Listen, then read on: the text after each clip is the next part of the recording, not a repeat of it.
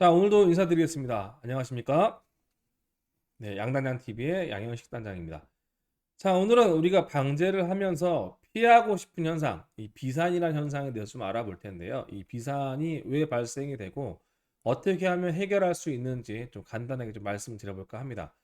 자, 일단은 비산이란 어떤 현상이냐? 우리가 작물에서 약재를 분사하게 됩니다. 그러면 노즐 끝에서 약재가 나오게 되는데 이 약재가 우리가 원하지 않는 작물까지 날려가서 맞는 현상. 자, 이걸 비산이라고 합니다. 자, 물론 이 작물이 아니라 뭐 차량이라든지 이런 데 맞게 되면 또 여러 가지 문제가 발생하겠죠. 그래서 이 비산이란 것을 어떻게 하면 효과적으로 좀 컨트롤 할 수 있느냐가 굉장히 중요하게 됩니다.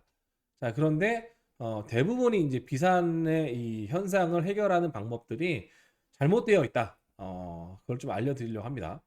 자, 일단 비산이 왜 생기는지를 좀 알아야 되겠죠. 자, 첫 번째가 우리가 사용하는 노즐에는 이 허용 압력이라는 게 있습니다. 권장 압력도 있고 얘가 이런 노즐을 사용해서 이 정도 압력이 걸려야만 정상적인 분사 입격량, 물방울의 크기를 가지게 되고 단위 면적당 몇 방울이 떨어진다라는 데이터가 다 나와 있습니다. 자, 그런데 거기에 과도한 압력이 걸리게 되면 입경이 훨씬 더 작아지게 됩니다.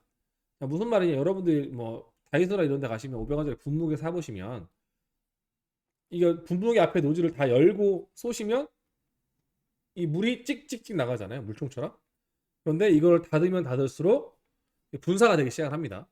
자, 그런데 그 이상의 압력에 되게 되면 우리가 원하는 것보다 훨씬 더 작은 입자로 분사가 됩니다. 이건 노즐의 종류가 따라 상관이 없어요.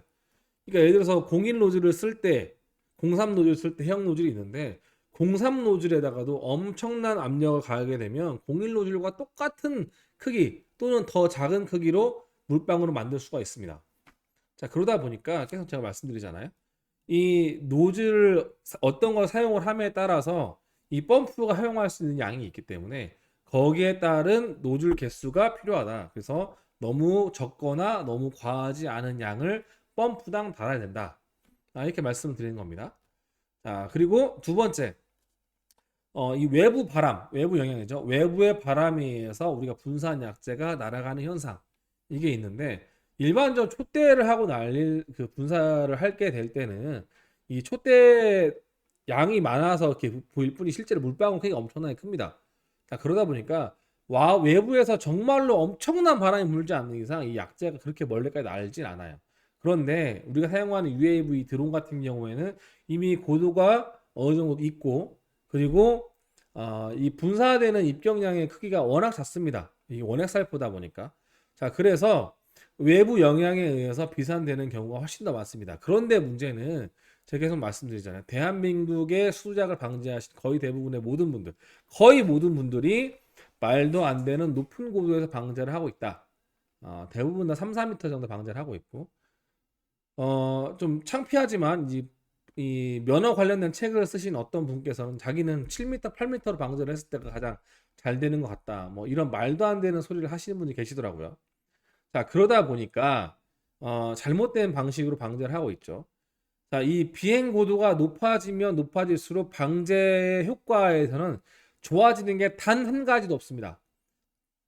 대놓고 말씀드려요. 단 한 가지도 방제 효과를 좋게 하는 방법은 없어요. 고도가 높아지면서는. 고도가 높아지면서 얻을 수 있는 이득은 하나죠. 딱 하나. 장애물을 쉽게 회피할 수 있다. 대부분 장애물 위로 날리면 되니까. 이거 말고는 이 방제 효과나 효율 면에서 어느 한 가지도 고도가 높아지면서 좋아지는 건 없습니다. 없다고 보시면 돼요. 자, 그리고 대부분의 뭐 이 농업용 인터넷 카페라든지 이런 데서 이제 비산을 어떻게 해결해야 됩니까? 라고 질문을 하면 뭐 열의 아홉 이상은 다 뭐라고 답변이 나오냐? DJ에서 나오는 DG 노즐이라는 게 있는데 이 노즐을 사용하면 비산이 적어질 겁니다. 자, 물론 맞는 말입니다. 맞는 말인데 자, 이걸 아셔야 돼요. 이 DG 노즐도 종류가 있을 거 아니에요? 자, 동일한 분사량을 가진 뭐 XR 노즐이 있고 DG 노즐이 있다. 그러면 단위 면적당 똑같은 압력일 때 분사량은 똑같습니다. 똑같은데 자, 문제는 뭐냐? DG 노즐이 훨씬 더 입격량, 물방울 크기가 큽니다. 그러다 보니 이 단위 면적당 떨어지는 물방울의 개수가 훨씬 더 적어지게 됩니다. 자, 그런데 우리가 균제나 충제를 줄 때는 단위 면적 당 떨어지는 물방울의 개수가 굉장히 중요합니다. 단순히 약재를 많이 함유하고 있는 큰 방울 하나가 떨어지느냐, 이거를 10개로 쪼개서 뿌리느냐, 이거에 따라서 방제 효과가 굉장히 많이 나눠지게 되는데, 디지 노즐은 단순히 이 단위면 떨어지는 물방울 수를 줄이고 물방울 크기를 키운 겁니다. 자, 그러면 무슨 문제가 발생하느냐? 대부분의 방제를 하시는 분들이 단위 면적당 살포량을 똑같이 가져가시거든요. 자, 그러면 당연히 단위 면적 떨어지는 물방울의 수가 줄어지겠죠. 자, 그러면 이걸 보정을 하려면 어떻게 되냐? 물을 좀 더 타서 예를 들어서 뭐 30%의 물방울이 적었다 그러면 30%의 물을 더 타서 30%더 살포를 해야 되는 거죠. 자, 그런데 자가농 같은 경우에는 이런 면적들에 대해서 별로 구애를 받지 않잖아요. 왜냐면 어차피 내 돈이니까. 근데 방제 영업을 하시는 분들은 내가 단위 시간 동안 뿌릴 수 있는 면적이 줄어들면 수익이 줄어듭니다. 자, 그러다 보니 이런 뒤지 노즐을 사용해서 비산을 해결을 하고 방제를 하게 되면 당연히 뭐가 줄어든다? 방제 효과가 줄어들게 됩니다. 이 내용은 아마 아시는 분도 계시고 모르는데 그냥 비산이 줄어드니까 난 이렇게 방제를 한다 라고 하시는 분들이 거의 대부분이니까 솔직히 거의 대부분일 건데, 자, 그렇기 때문에 보정을 해줘야 됩니다. 자, 원리를 아셔야 된다는 거죠. 자, 그리고 두 번째, 자, 비산을 해결을 할 때 이런 디지 노즐이 아니어도 해결할 수 있는 방법은 많이 있습니다. 첫 번째 뭐가 될까요? 노즐의 위치를 어디에 다냐에 따라서 비산이 적어지기도 많아지기도 합니다. 자, 제가 저번 시간에 이 장대형 노즐에 대해서 말씀을 드렸는데, 장대형 노즐의 문제점이 단순히 약재가 말려서 단위 구간당 엄청난 양이 떨어진다, 약이 떨어진다, 이것만 말씀드렸는데, 그 말리지 않은 다른 외부에서 말리고 있는 또 다른 유의 또 와류는 이 하늘 올라가게 됩니다. 자, 그러면서 약재가 마르게 되고 가벼워지게 되고 외부 바람에 의해서 훨씬 더 말리까지 또 약재가 비산이 되게 됩니다. 그러니까 이 장대형 노즐은 어느 한 가지도 장점을 들 수가 없습니다. 살포폭을 내가 넓게 가져가겠다 이외에는 단 한 가지도 장점이 없는 노즐 형태입니다. 그러다 보니까 뭐 특수 목적에 의해서 예를 들어서 뭐 차광제 살포를 한다거나 이럴 때는 상관이 없겠지만 이 작물에 살포를 해야겠다라고 했을 때는 이 장대형 노즐은 무조건 좋지 않아요. 예, 그렇죠. 그래서 일단은 비산이 적은 와류가 적게 발생하는 위치에 노즐을 장착을 해야 되고, 두 번째 고도를 낮추시면 됩니다. 고도를. 자, 제 거 이제 방제하시는 동영상을 보신 분들도 있으실 건데, 제가 지금은 이제 15리터, 16리터급 기체를 사용하고 있거든요. 그런데 수도자 갈 때 그냥 비행 고도가 얼마냐? 1m가 안 됩니다.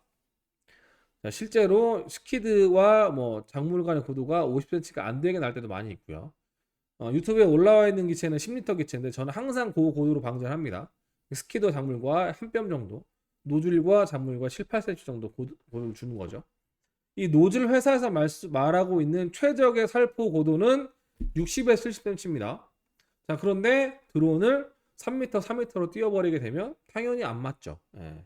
거기서 발생하는 단점도 굉장히 많이 생기게 됩니다. 정말 말씀드렸잖아요. 이 한여름에 수작 방류를 하다 보니까 분사하는 거리에 따라서 우리가 이 원액 살포되는 굉장히 적은 양의 수분을 갖고 있는 이 약재가 증발을 하게 되고, 이 증발된 약재가 떨어지면서 안착되면서 퍼지는 효과가 훨씬 더 반감되고 약 효과 떨어진다.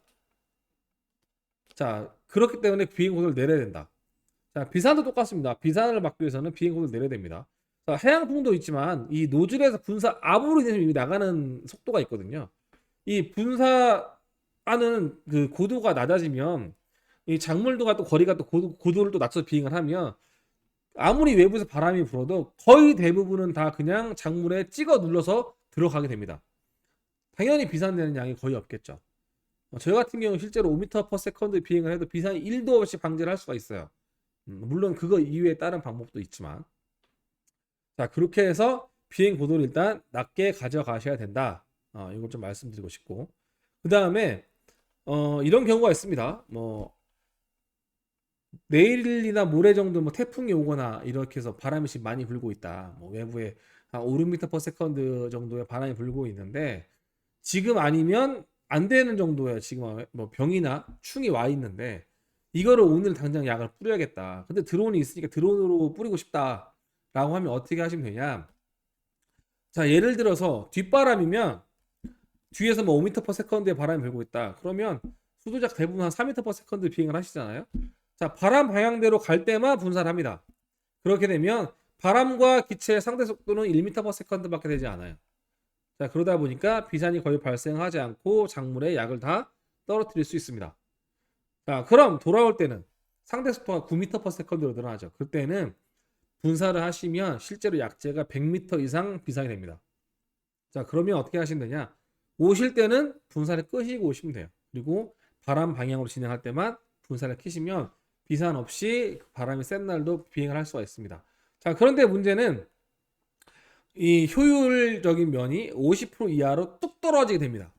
자, 그렇기 때문에 아마 영업하시는 분들은 이걸 알아도 안 하시는 분들이 굉장히 많으실 거예요. 저희 같은 경우에는 그렇게 비행을 하느니 그냥 방제를 중단하겠습니다라고 해서 하거든요. 정말로 급하지 않은 이상. 자, 그렇게 하기 때문에 자가용 하시는 분들은 그런 식으로 해서 비산을 좀 해결을 하시고 바람이 분 날도 비행하실 수가 있습니다. 자, 그런데 자, 이렇게 낮게 비행을 하려면 필연적으로 갖춰져야 되는 거가 두 가지가 있는데, 일단은 기체 세팅이 좀 빠릿빠릿해야 됩니다. 개인값이 높아야 된다는 거죠. 자, 개인값이 높아야 되고, 두 번째는 이 높은 개인값을 가지고 있는 기체를 내가 컨트롤할 수 있는 비행 실력이 돼야 됩니다. 이게 두 개가 되지 않으면 낮게 비행하면 비행할수록 좋은 건 알겠는데 너무 위험해집니다. 자, 그렇기 때문에 이 두 가지가 선행이 돼야 되고, 그래서 연습을 좀 많이 하셔야 됩니다. 네, 비행 연습을 좀 많이 하셔야 돼요. 자, 어쨌든 이렇게 해서 비산이라는 거가 발생이 되고 해결을 할 수 있다라고 말씀드렸습니다. 이 외에도 여러 가지 방법이 있지만 그런 것들은 현장에서 거의 쓰기에 좀 불가능한 방법들이기 때문에 간단하게 좀 몇 가지를 말씀드렸습니다. 여러분들은 이제 앞으로 방제를 하실 때 이제 잘못된 방법으로 이제 이런 것들을 해결하려고 하지 마시고 좀 가이드를 좀 드렸으니까 이런 것들을 좀 테스트를 해보셔가지고 훨씬 더 효과적인 방법으로 비산을 해결하시고 정석적인 방법으로 방제를 했으면 좋겠습니다.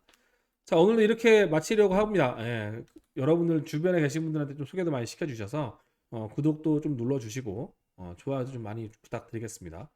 자, 다음에는 또 훨씬 더 유익한 내용으로 준비를 하겠습니다. 예, 다음 시간도 많이 기대해 주시고 다음에 뵙겠습니다. 감사합니다.